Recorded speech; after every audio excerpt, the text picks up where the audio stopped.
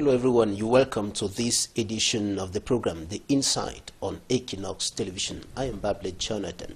Coming up in this edition of the program, we'll make an X-ray of Cameroon's political climate and of course with focus on the Anglophone crisis and the elections expected to be organized in the Republic of Cameroon this year, the presidential, the senatorial, the legislative and the municipal elections. In some few seconds, discover our guests.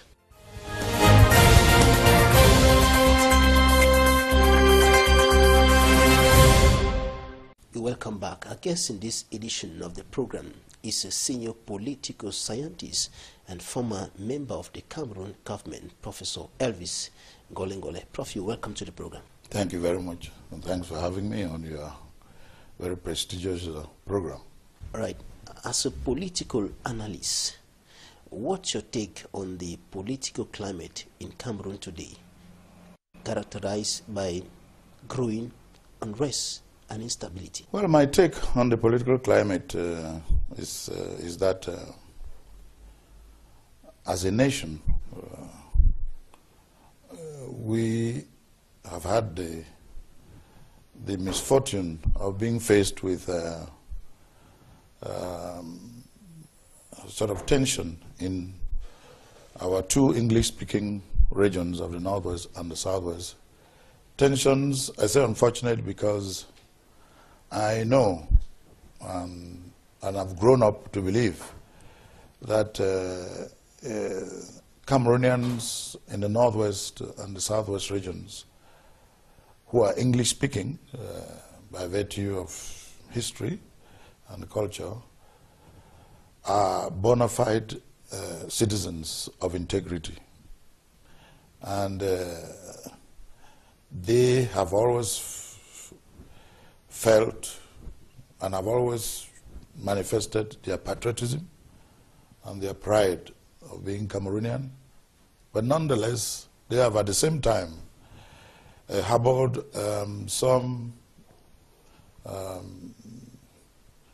frustrations or misgivings, and from time to time they have had some reason to make their feelings known. It has just so happened that in the last year or so we were faced with two syndicates from the two English-speaking regions of Northwest and Southwest, the common law lawyers and the teachers. They expressed their feelings, and legitimately so, that they wanted their conditions to be better, to be improved. And I think legitimately and legally it was normal that they do so. And I was glad to see that the government's reaction was to dialogue with them and try to find a way to solve their problems. And from the measures that were taken, it's obvious and everyone can see, unless someone wants to be of good faith, the government tried to respond as much as they could, and even much more than they probably expected. Now, some critics have attributed the country's unstable socio-political atmosphere to the fact that President Paul Biya has stayed in power for too long, close to 4 decades, and some equally highlight government's inability to handle some major issues like the social unrest in the Northwest and Southwest regions of the country, and even development issues. Well, those are 2 or 3 issues put in one, which is not really what, as we have lived in the last 1 year, this is really not what it is. The issue that we have lived with in the last 1 year, and I imagine for the last 2 or 3 decades, has really not been an issue of how long or whether or not the President Biya should be or should have been in power, because we know that as a democracy and as honest citizens who are enjoying what democracy offers in a republic such as ours, the issue of whether or not a president who is elected legally, constitutionally, legitimately by the people, should be there or continue to be there, is not necessarily linked with when lawyers or teachers go on strike. That's a different story. But nevertheless, that issue of whether or not, or for how long, a leader who is elected has to be in power is always decided in all democracies through a legitimate and legal election. And in a democracy such as ours, we have these elections, we've had them since democracy returned to Cameroon in the 1990s. We'll have them this year. So if that is the issue, we didn't need to have the strikes of lawyers and teachers. If that is the issue, all we have to do is we all wait for the month of October when we expect the next presidential election to take place. And that issue, the people of Cameroon democratically will find an answer to that issue because they will vote. But if the issue is what we have lived with in the last 1 year, which is that, and I should say, if the issue is the President of the Republic being in power or not being in power, then it is not an issue of only Anglophones of the Northwest and Southwest. It's an issue of all Cameroonians. So it is not, it will look funny to see that it's only the Anglophones in the Northwest and Southwest who are concerned with that issue. Now, as to the issue that you raised, the frustrations that some Anglophones have expressed, I think it's normal that these frustrations are expressed by whoever. In this case, we have the Anglophones of the Northwest and Southwest. And I think from all that I see, first, the President has said he has understood them and is willing to go to any length to find a solution, and is willing to go through the method of dialoguing. All right, Prof, we'll be coming back to dialogue in a short while. But you see, what many political actors, notably those of the opposition and critics of the civil society, consider what is happening in in Cameroon today, the unrest, the instability, notably in the Northwest and Southwest region, as crystal clear illustration of the failure of the Biya regime. Now, I want us to listen to this extract of the national president of the Cameroon People's Party, the CPP, Kabangwala Edith. She says that the Biya regime has not only failed, but has failed woefully, and should step down. And I know that you're a member of the Cameroon People's Democratic Movement, CPDM. Yes, you're a former member of government, former Minister of Forestry and Wildlife. But as an objective political analyst, what's your reaction? My reaction as a political scientist, I can't help but say she's wrong to make the case, because scientifically she cannot make the case that the government has failed and failed woefully. And even as a militant of the CPDM, naturally, there's no way that I can agree with that, because that statement is against the facts. And besides, in a republic, and particularly a republic that is a democracy such as ours, to prove and to determine how wrong or how right a government that is elected, a government of a republic that is elected is, the only method by which you prove that, and I'm sure that I expect our sister and the president of the CPP party, Madam Kawala, to know this, the only method that is democratically recognized and accepted is the method of election. And as you know, the present government headed by President Biya has undergone a multi-party election. How many times? I think two, since the 1990s. 92, 2004, 2011, and now we're about to do it again, 2018. In these elections, which were democratic elections, in the elections which Madam Kawala's CPP, at first she was in the SDF, as you know, and as a member of the SDF party, she took part in that election, but also as the leader of the CPP party, she has taken part as a candidate, by the way, I think once or more than once. But in all honesty, she failed. But the government, President Biya was elected and re-elected. Even though the results were contested? No. The results being contested do not make the results illegal or do not make the results fake, because they were contested, and by law, the Cameroonian law, the results were proclaimed, and they stand.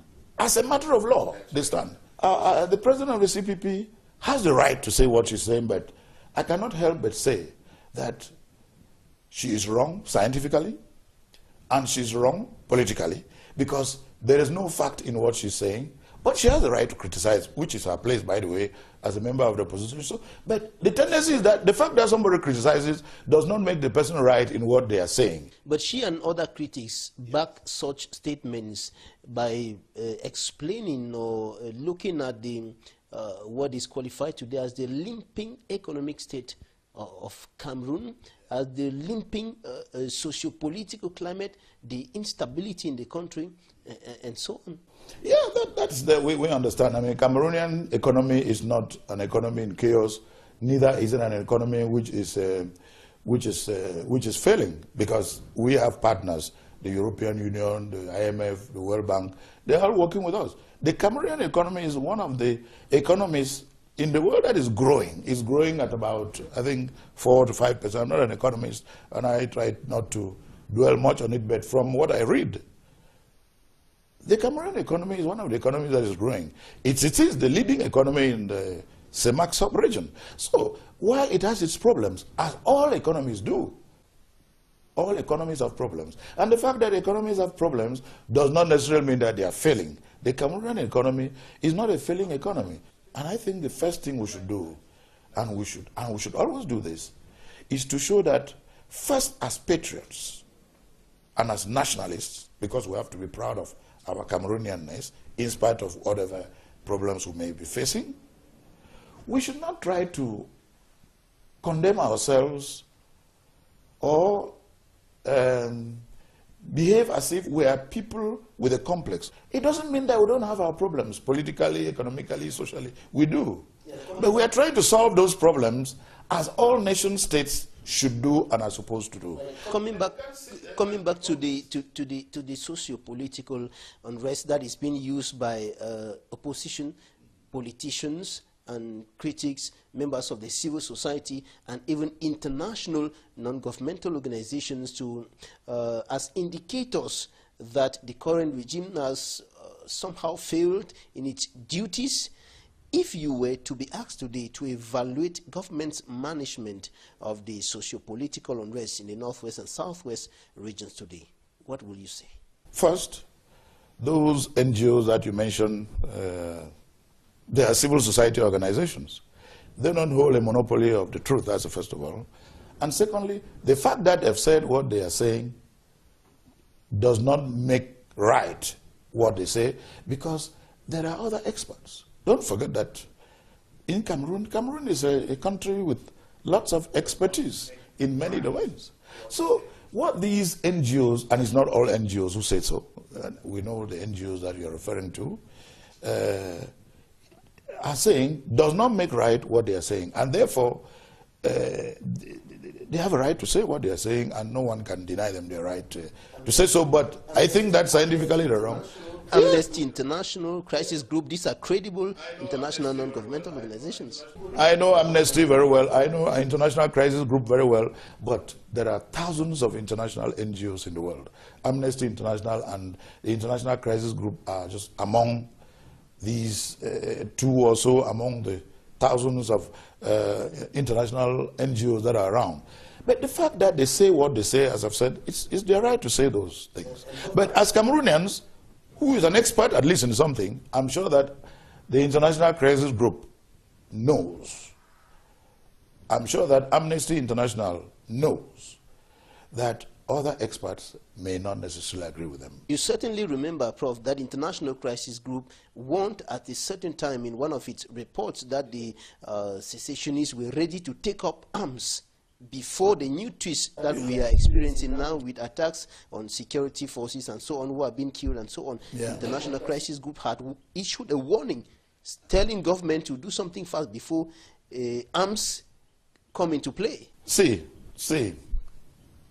In 58 years, successive governments in Cameroon have been doing something about our living together as a united nation that was reunified 57 years ago.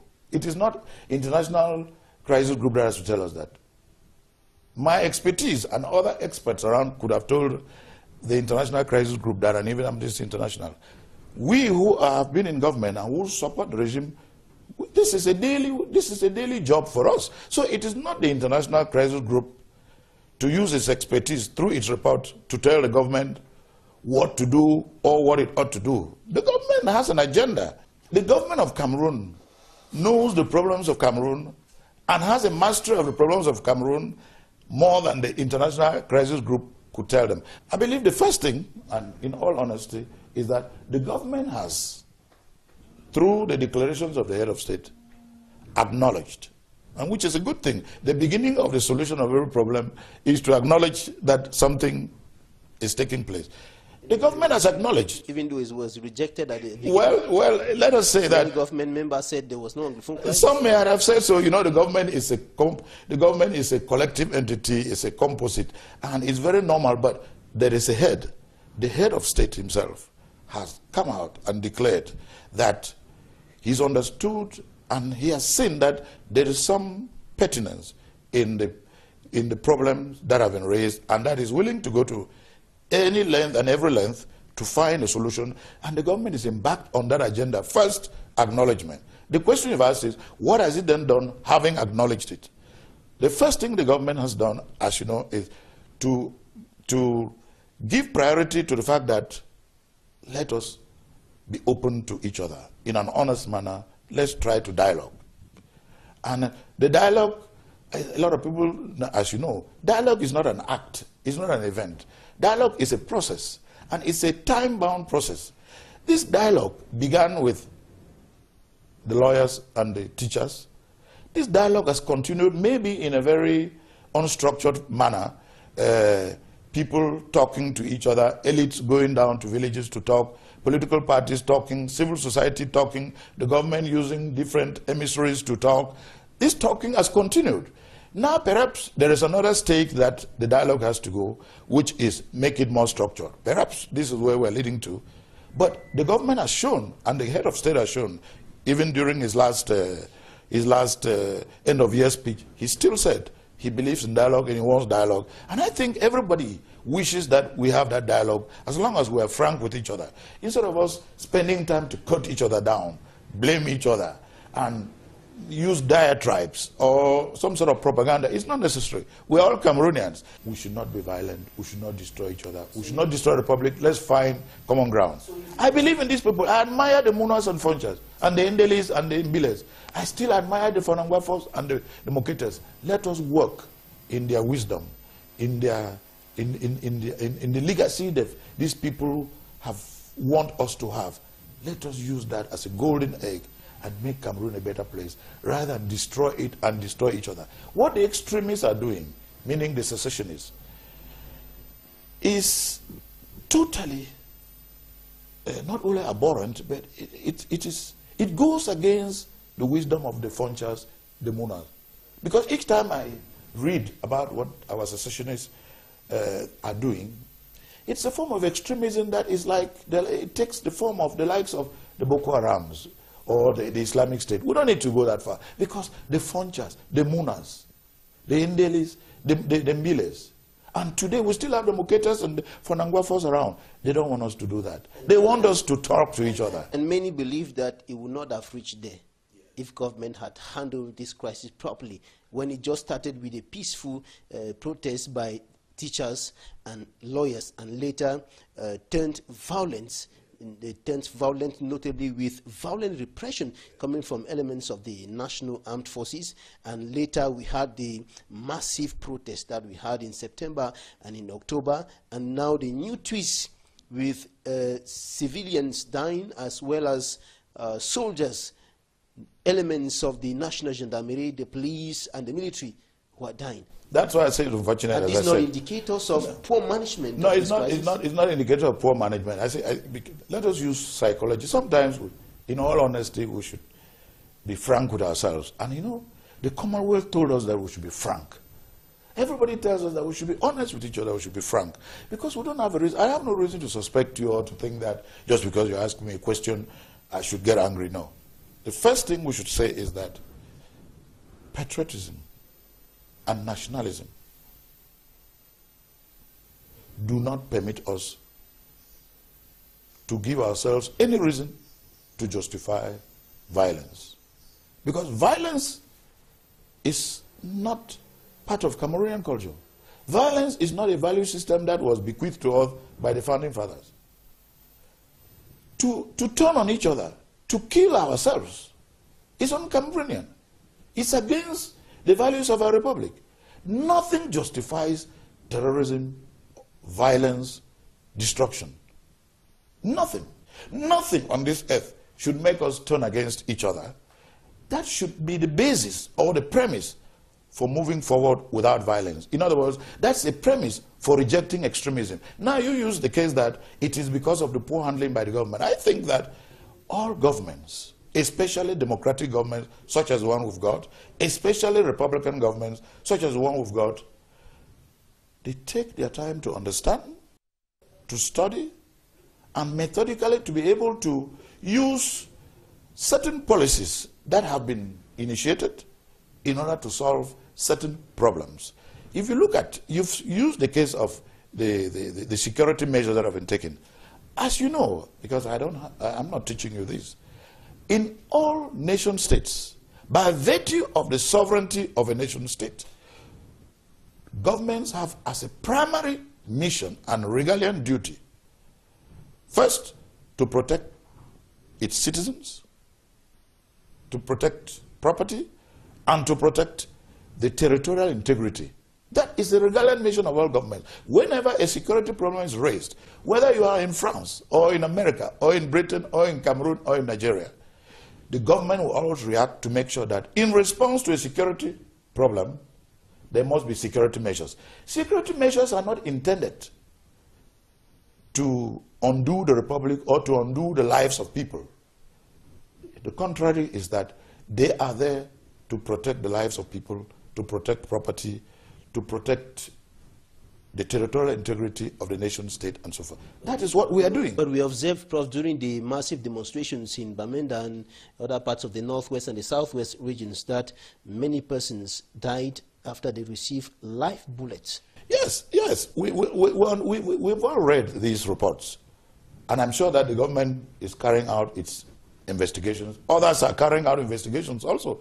And, you know, whenever you have social movements, the tendency so that there are exceptions or cases where there are excesses. That we don't deny that. No one can deny that there were some losses of life, which was unfortunate. Right. Some political actors, notably like the national president of the Social Democratic Front, John Fundi, they have condemned what they call the application of military solution to a political problem, notably talking about the continuous heavy militarization of the two Anglophone regions of the country. Is that the right way to go about finding solutions to these? No, I think we should first of all say that Chairman Mr. John Fundi, I mean, I know him and I know that he's a man of integrity. We respect him for the role that he's playing as a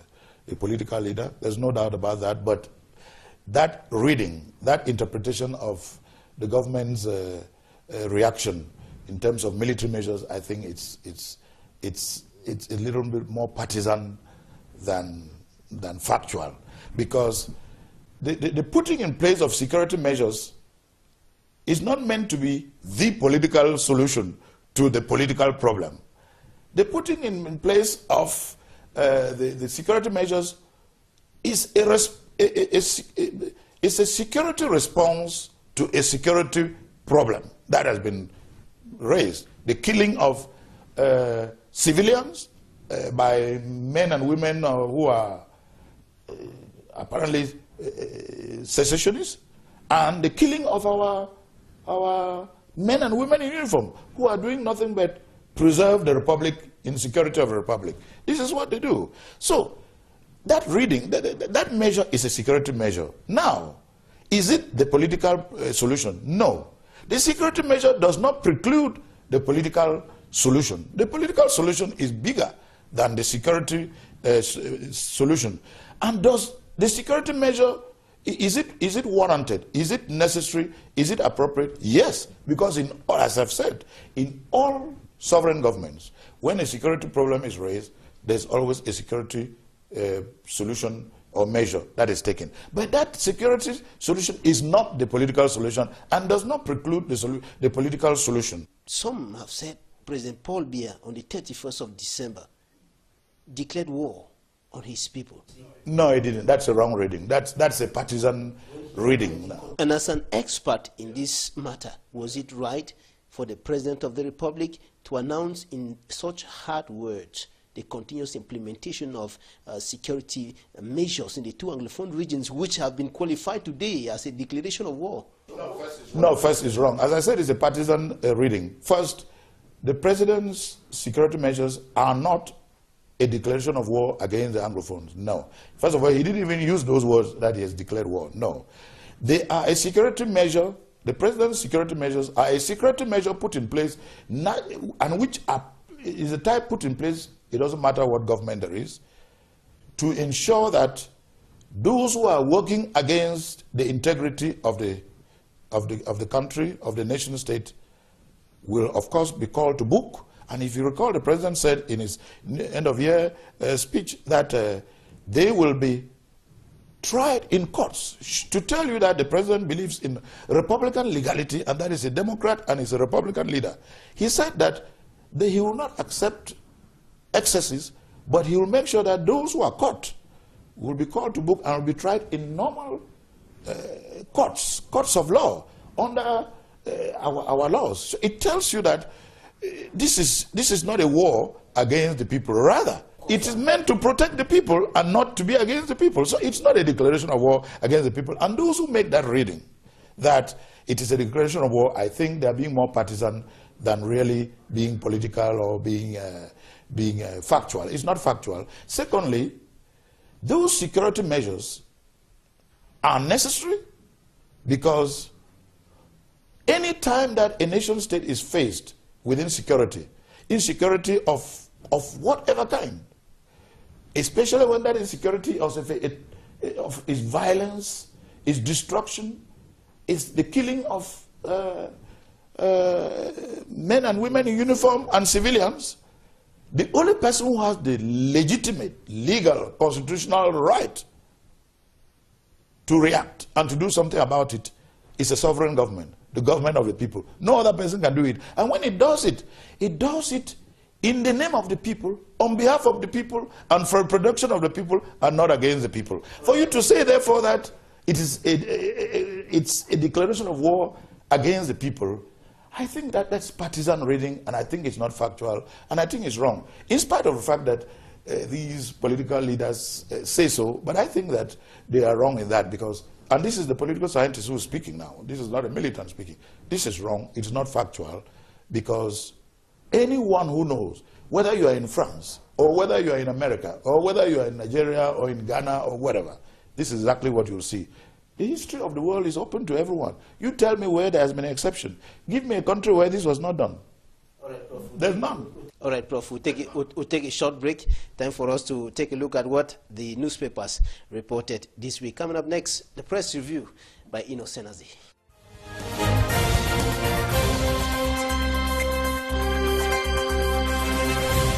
The arrest of Ambazonian leaders dominates newspaper front page headlines this week. The Star reports that several days after the arrest of Ambazonian President Sisiku Ayuk Tabe and his collaborators in Nigeria, President Paul Biya of Cameroon and President Muhammadu Buhari of Nigeria have decided to seal their mouths. The Sun reports that Cameroon and Nigerian governments are in a bind over what it qualifies as abduction of Ambazonian leaders. Is dialogue ongoing between arrested Ambazonian leaders and the government? Is a question put forth by the Guardian Post. It is reported by the major newspaper that the arrested leaders risk torture if conveyed to Yaoundé, Cameroon. Another item in the Guardian Post newspaper holds that the Nigerian government is prepared to try the Ambazonian leaders accused of sponsoring the training of Ambazonian defense forces on the Nigerian soil. On the part of the Post weekender, they were arrested for violating the Nigerian law as indicated by the Nigerian police. The Voice newspaper highlights a meeting between the arrested leaders and lawyers of the African Bar Association in Abuja as the arrest of Sisiku Ayuk Tabe and co. drives more Anglophones radical. The Post reports of a group of Ambazonians who stormed Nigerian embassies agitating over the arrest of their leaders. Another side of the radicalization still reported by the Post is the assassination of Chief Johannes Ekebe Nyongo of Ngongo village in the southwest region. In the same vein, the Rambler newspaper reports the disruption of schools in the southwest region by rumor of an attack by Ambazonian defense forces, with many running helter-skelter to rescue their children in schools. As reported by the Post weekender, the principal and vice principal of Government High School, Malende, have been fired from their functions by the Minister of Secondary Education for raising false alarm that provoked panic across the region. That is it for the press review in the Insight this week. More news from the papers next Sunday. That was Inosenazi with the press review in this edition of the Inside. And Prof, you must have noticed that the newspapers, most of them reported the arrest of the Ambazonian leaders in the Federal Republic of Nigeria. And up to now, the Nigerian government, the Cameroonian government, no statement. What do you think about this arrest, which seems to be worsening the situation on the ground? Well, I'll tell you something. Secessionism is wrong. It is anti-republican. It should be condemned by all those who are patriots, who are nationalists. And I think that we all mean well. It doesn't mean that we all speak the same language or we all think the same way. But what is important is that all of us have a republican duty to work for the betterment of the republic and to make it stronger, more united, and so that we can be all proud of it. We would be wrong. It would be unpatriotic and non-nationalistic to work against our nation. Now, those who believe that it is fashionable or it is good to be secessionist, I don't know what is fashionable or what is good about breaking up that which God has put together. I don't know what it is that is fashionable or good about breaking up or tearing apart what God and your parents and your grandparents put together. There's nothing. The arrest of Sisiku Ayuk and his collaborators, is it not another wrong step that seems to be worsening things on the ground? No, I couldn't say it's a wrong step. No, I couldn't say it's a wrong step because even the dialogue that you were talking about. No, that should not stop dialogue. Dialogue is among Cameroonians. See, but those people are equally the fact that they have been arrested. No, first of all, as you know, there was a mandate, an international arrest warrant issued. Well, now we have read, because nothing has been official. We've read in the social media that arrests have taken place in Nigeria. We should say that the Nigerian government is doing what every sovereign government does. And Nigeria being a good neighbor with whom Cameroon has, I have to say, quite excellent relations, Nigeria has no interest in keeping those who are working against the security and the unity of its neighbor. A neighbor like Cameroon, with whom Nigeria shares the longest border that Nigeria shares with any country, more than 1,500 kilometers. Nigeria's greatest asset as a neighbor, Nigeria's greatest opportunity as a neighbor is Cameroon. And Nigeria has every interest to protect the unity of Cameroon, just like Cameroon displayed its interest to secure, preserve, and promote the unity of Nigeria between 1966 and 1971. These two countries are bound to be to have a special relationship, a relationship in which, a relationship of good neighborliness. So if there's anybody in Nigeria who is a Cameroonian, and we think that they can use Nigeria to destroy Cameroon, I know that Nigerians are wise enough. Nigeria is a republic. They can't accept that. And they're doing what a republic does. It's the same goes for Nigerians who live in Cameroon and want to do something against Nigeria. I'm sure Cameroon will not accept, just like Cameroon showed in the 60s. No, they can't accept that. At this stage of the crisis where secessionists have practically taken the upper hand, the issue is no longer in the hands of the lawyers and the teachers who actually started the protest move in a peaceful manner. It has been taken over practically by the secessionists. Do you sincerely think that dialogue can be the way out? No, first of all, that's the premise of your question. The secessionists have not taken an upper hand because I think that the Anglophones are about what? We are 22 million Cameroonians, and the Anglophones constitute, in the two regions, constitute, I would say about, well, anywhere, I mean, I'm not a population expert, but I think from what I read in the press, somewhere between 5, 6, somewhere million.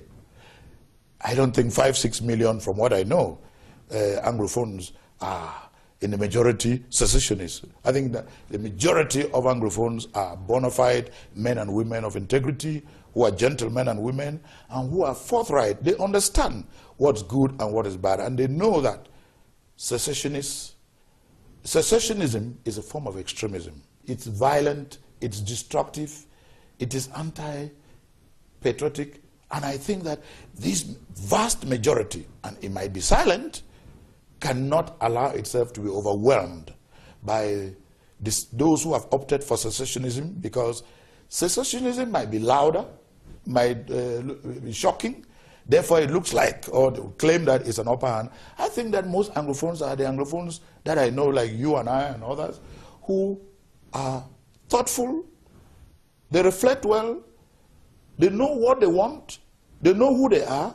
We all have to honestly and faithfully, in good faith, in a patriotic manner, come together and speak like men of faith and women of faith, in all frankness, in all sincerity, and find solutions. That is the government's position, which I support, which is dialogue. Rather than go fight, that's the dialogue you're talking about. Come together. But what kind of dialogue? Because the Commonwealth Secretary General Patricia Scotland, for example, she talked about intensive and inclusive dialogue. So what kind of dialogue? Because even the President of the Republic does not specify what kind of dialogue should take place and with who. You know that the consortium of the Anglophone civil society that was dialoguing with the government leaders before had been dissolved. So dialogue with who? And what should be put on the dialogue table? That's very simple. We should all, I agree that you mentioned the recommendations of the Secretary General of the Commonwealth, Madam Patricia Scotland. I happen to have had the honor to have been in the delegation of the Secretary General on behalf of the CPDM to talk to her, and we talked. And I got from her, from her body language and from her words, that she's a sincere lady and that she loves Cameroon. This is a friend of Cameroon, is an ambassador of Cameroon. She wants a one and indivisible Cameroon. She wants a united Cameroon. She wants peace in Cameroon. She wants a Cameroon where people are sincere with one another, dialogue with one another. Now you ask the question, what form of dialogue? See, if we all accept in all sincerity, and she mentioned the word sincere, we have to be sincere with each other. If we all accept to be sincere, meaning that I don't have to agree with you, and I don't have to believe that because you think differently, you're a bad person. No, that is prejudice. I must be open that you might be not speak the same language or not think like me, but I should give you the respect and the honor, and I shouldn't wish you away as if because you don't think like me, you don't mean anything. No, we must be sincere because we are first of all Cameroonians before we are Anglophones and Francophones, and we should privilege that we are Cameroonians. We were Cameroonians first before history came and divided us. And we found a way in 1961 to come back to that Cameroon that we had in the beginning. We should make that Cameroon better. So how do we do it? Through dialogue. Sincere dialogue. Sincerity first. And that sincerity means that no prejudices, no conditions, and that we must first accept that we are Cameroonians. One of the conditions already been declared by members of government like the Minister of Higher Education, Professor Jacques Famendongo, is that the form of the state is non-negotiable. In other words, federalism cannot be on the table. And that is what the SDF and many other opposition political parties and civil society actors are calling for. Yes, but the SDF and the others that you're mentioning know that a government or republic is elected on a political platform, on a political agenda, and it is on the basis of that political platform and agenda that it won the election. The government of the republic, headed by President Biya, won the election of 2011 and the election of 2004 and 1992 on the basis of what? Keeping Cameroon united as a unitary republic. That is the Constitution. The Constitution is the political Bible of our political system. And that Constitution has already been amended, which means it can still be amended now. And that is why people like Jean-Jacques Ekindi of the Progressive Movement can say that even secession should not be a taboo to be discussed. But you don't expect the government... We are against the Constitution, therefore let us discuss how to change from a unitary, decentralized state to a federation. No, this is what happens. I give you the example. As I say, first, we must, dialogue begins with sincerity. Secondly, it must be something which is Cameroonian, meaning amongst us Cameroonians. If you decide that you don't want to be Cameroonian, if you decide, which is your freedom, by the way, do you have an interest in dialogue? You don't. Because dialogue is for those who want to make Cameroon a better Cameroon. If you decide that you don't want to be Cameroonian, it goes without saying that you are not interested in dialogue. And that is why those who are not interested in dialogue, the extremists, the secessionists, will go to the extent of engaging in violence and destruction, because dialogue is for those who don't want to be violent. Dialogue is for those who want peace. Dialogue is for those who want to make Cameroon a better Cameroon. If you decide, therefore, that you don't want dialogue, which is what I see with the extremists and the secessionists, therefore, why would dialogue be of interest to you? But those other Cameroonians, like you mentioned, the SDF and others, who or other civil society organizations who are interested in dialoguing as Cameroonians, of course dialogue is open. But for that dialogue to be meaningful, we must start with being sincere. And there's no doubt that we are all Cameroonians, we don't doubt each other. Thirdly, we must understand that no subject should be a taboo. No subject should be a taboo, but the government cannot be made to initiate dialogue on the basis of being against its very constitution, which it swore. The president swore, took an oath to respect that constitution. And that constitution says Cameroon is a unitary, decentralized state. If indeed in the dialogue the issue comes up, it of course is likely to be discussed. You don't need to go into a dialogue with prejudices, with closed minds, or with set minds. No. In a dialogue, be open-minded, be sincere, and start. For the two parties, of course. No, I mean, who goes into the dialogue?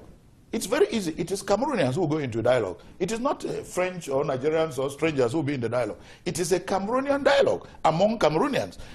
The fact that you are a secessionist today, and you know that position is wrong because it is un-Cameroonian, it's not nationalistic, it's unpatriotic, does not mean that upon reflection you cannot change your mind. If indeed the secessionist of today is interested in being in the dialogue, I cannot be prejudiced to say no. The point I will say is that let him change his mind or let her change her mind and be Cameroonian and say they want to make Cameroon a better Cameroon. I'm sure that we Cameroonians are not men of prejudice. We are open-minded people. All right, Prof, we'll take interviews of the week and we'll be right back in a short while.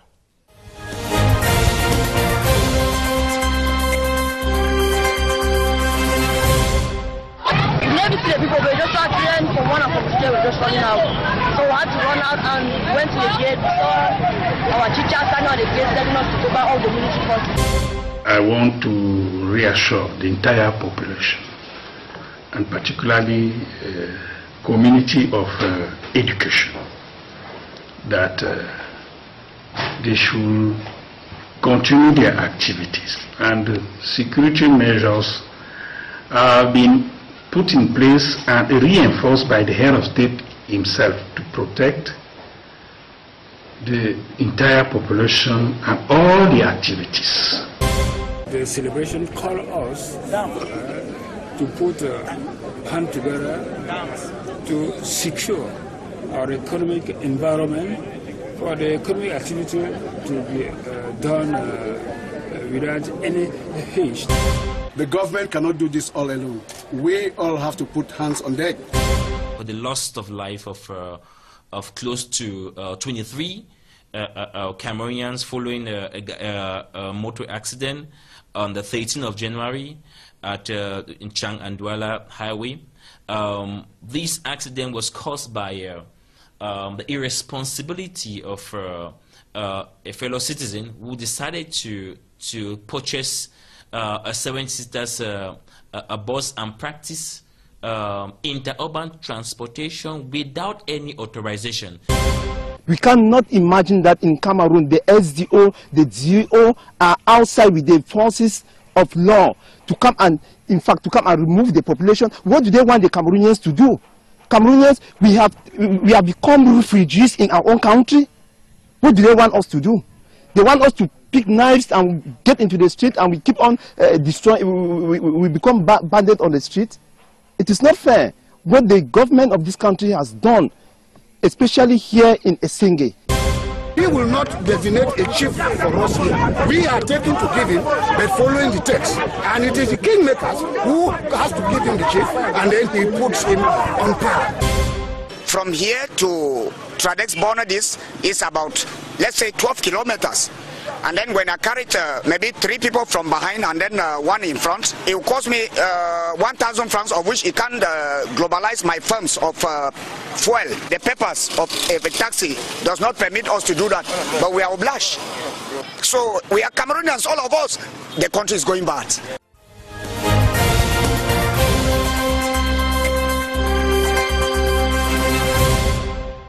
All right, those were interviews of the week. Now we take you to the southwest region of the country, where rumors provoked serious panic in the entire region this week, and parents could be seen running on the streets to take their children out of school to their homes for safety, because of the rumor that when spreading that secessionist soldiers had been planning to launch an attack on schools in the region. Now, this special story is prepared and compiled by our Southwest correspondent, Larry Jato.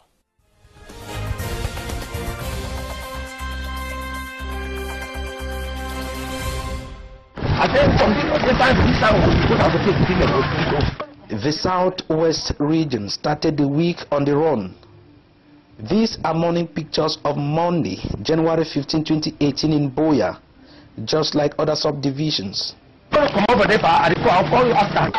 It is rumored that some unidentified men are invading and violently chasing students and pupils out of their classes, though even those running say they have not seen anybody chasing them. We never see the people, but we just saw children from one of the schools, we're just running out. So we had to run out and went to the gate. And the Southwest Governor Bernard Okalia Bilai immediately called for a press conference that same day, later in the afternoon. What occurred this morning is just a rumor, but we should remain vigilant. We should remain vigilant because we know that some people have very bad intentions. People want to continue to spread rumors to panic the population so that all our activities, not only the education activities, but also the business activities, should be disturbed. The one of the week is punctured. Next day, Tuesday, January 16, 2018, only few students came to their various institutions. Reason why some school heads went on their knees, begging parents to allow their children to come back on campus. And we are all encouraging parents to send back their children to school. The campus is calm, there's security. Elsewhere, findings started producing results. Mayor Ekema Patrick Esunge of the Buya Council revealed why a division like Fako division was able to be shook to its core by a rumor. And I want to say that it gained ground because some of the school administrators were partisan to the rumor, and so they could start sending their students running, and of course, the neighboring school definitely catches fever. Midweek Wednesday 17 brought twin smile in the region. As schools were picking back its shape, internet was restored and the CAF inspection team also signaled the change in program and that they are coming to start inspecting sport infrastructures in the region. And the delegation arrived the Southwest Regional Capital Buea that Wednesday afternoon. After being received by Governor Bernard Okalia Bilai amid tight security, private press most especially was informed of not being needed to fully cover the visit. After inspecting the previewed sport infrastructures from hotels to playing grounds, the CAF team ended its assignment Thursday, January 18 in Limbe. The week ended in Meme Division Friday, January 19, with stories of alleged gun battle between security forces and yet to be identified men in Kwakwa village, sending fear again into the Southwest people. The prayer of all now is for the desired peace, not to only return to the Southwest region, but to return and stay. Thanks, Derek Jato, for that in-depth report on what happened in the southwest region of the country this week. Prof, you saw parents running in panic and fear to take out their children out of schools to their homes for safety. What's your reaction to that? Terribly unfortunate, and it reminds me of this young NGOLE in the primary school, government school today, Ndum, in my village. Somewhere in the somewhere around 1962, 1963, when all of a sudden, one day, it was announced that the Maquisards had entered our village, and all of us ran helter-skelter. And it was true, the Maquisards came, but in this case, and you know, at that time we were children, it wasn't easy, it was difficult. It was difficult. That traumatizes not only children, it traumatizes even parents, other human beings. It traumatizes even animals. I think those who are the authors of that sort of rumor that happened in the Southwest a few days ago are people who are heartless and who should be condemned and, if possible, punished, because and the principal and vice principal of government high school Malende have been sacked by the Minister of Higher Education, accused of having spread the rumor. You cannot afford to be so inhuman as to set that sort of stage, a total fabrication, which you know can have as an effect destruction of not only property, but it can kill children, it can kill human beings. Those children could have, you know, all fallen in gutters and in different sorts of things in the hands of criminals, whereas there was nothing. It was a total fabrication. All right, Prof, 2018 is an electoral year, as indicated by the President of the Republic in his end-of-year speech to the nation on the 31st of December 2017. Do you think that elections can be organized? We're talking about the presidential, the senatorial, the legislative, and the municipal elections. Can these elections be organized in the present context, in the present socio-political context? Well, first, you know, the president has taken the Republican commitment as a Republican leader who believes in the Constitution. The president is a constitutionalist and believes in the Republic and its values. He has taken the commitment on December 31st that elections will take place, that it will be a year of election, meaning elections will take place. That, without doubt, the president, we have to have confidence in him. I think that commitment, you'll see it happen. Under what conditions? Again, in the president's speech, he said he will make sure that before the time gets there, he will do everything to put in place the conditions necessary for the elections to take place in a credible, fair, under credible and fair conditions. But the president has been struggling with his prime minister and others to quell down this crisis when it started from the very beginning up to now. It has rather been moving from bad to worse. How can we be certain before the elections that are supposed to take place in some few months, the political atmosphere will campaign enough for people to go out? Now, first of all, let's say the premise of your question, the situation is not moving from bad to worse, because if you go to the northwest and to the southwest, and we go there all the time, life is, if you go to Boya or Kumba or Bamenda or Tombel or Banso or Nkambel or I think that you can go there. We are not in a, I think that the law is functional, the institutions are functioning, the chieftaincy situation is still normal. People go to their farms, businesses take place, the schools are going on, even if in some cases there's some timidity.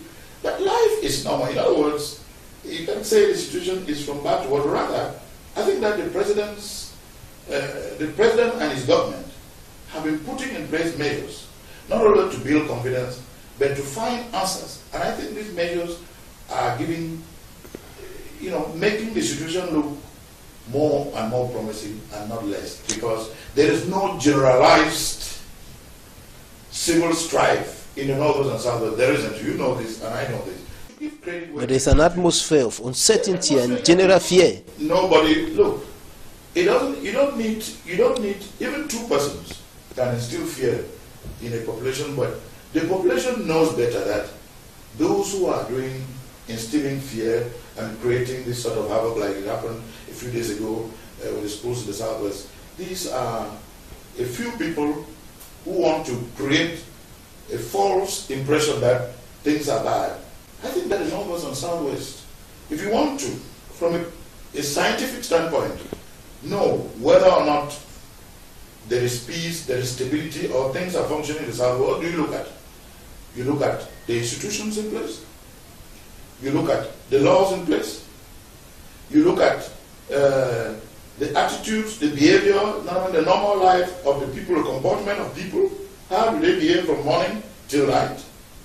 You can measure it. You look at, is there transportation? Are there people moving day and night? Is there curfew or not?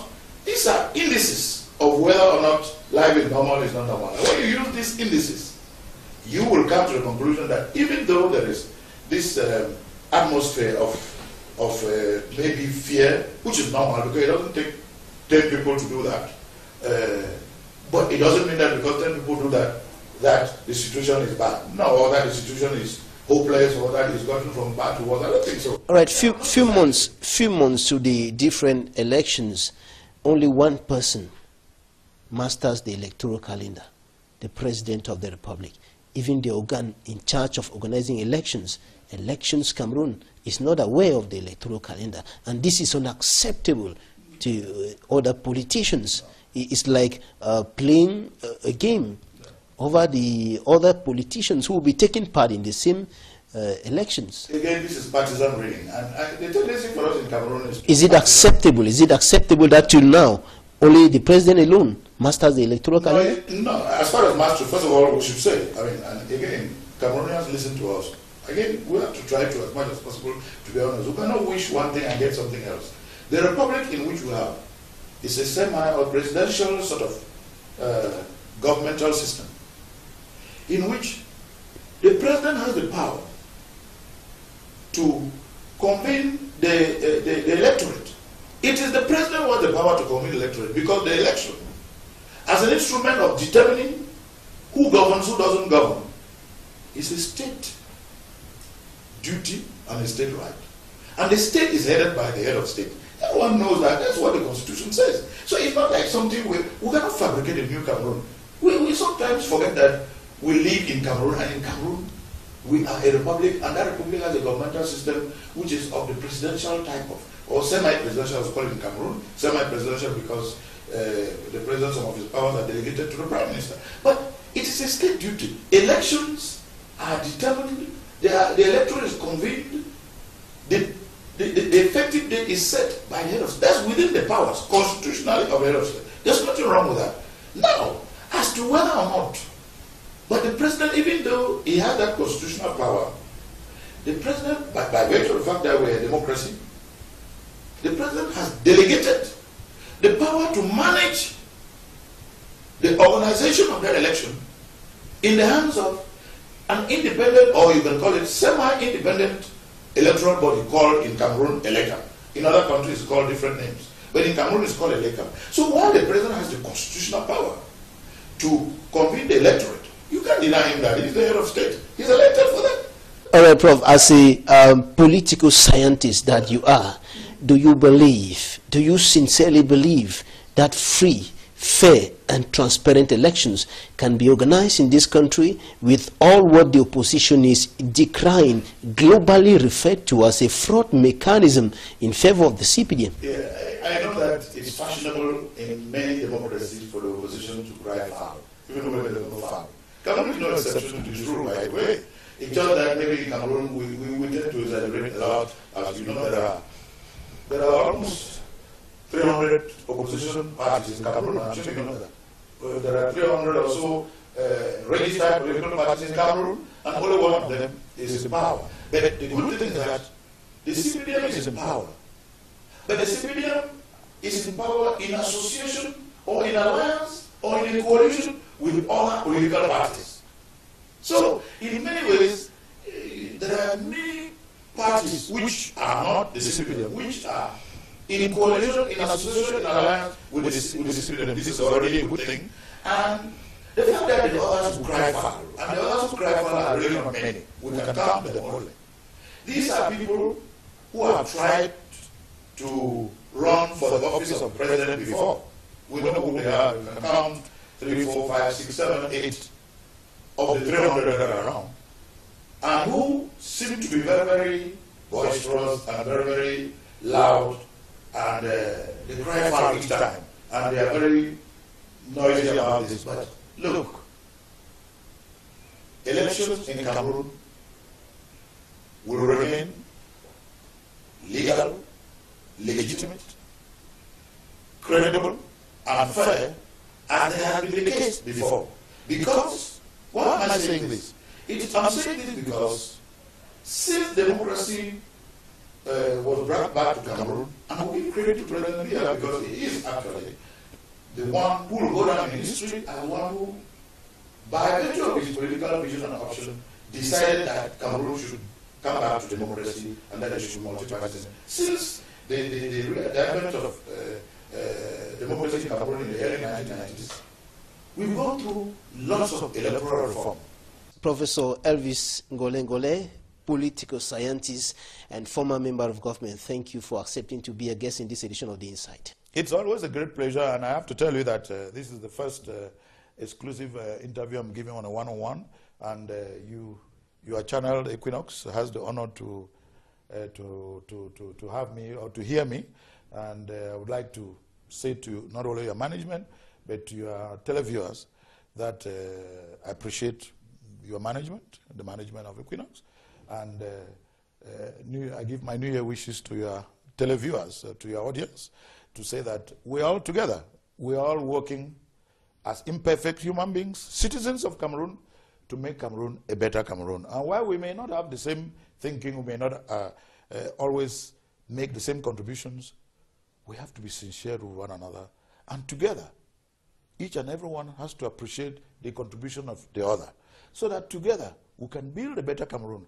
We have no interest in destroying the Cameroon that was bequeathed to us by our forefathers, and we hope that we'll make Cameroon better by working together, by being sincere with each other, and by not being prejudiced with one another, being open-minded. Through dialogue, we'll find common ground, and as one nation, undivided, one nation, indivisible, united, we shall overcome, as Americans say. We shall overcome all these problems. We will be a strong, united, indivisible country, and we'll be proud of being Cameroon. Thank you so much, Prof. Thanks, ladies and gentlemen, for staying with us in this edition of The Insight. Take the rendezvous for next Sunday for another edition of the program.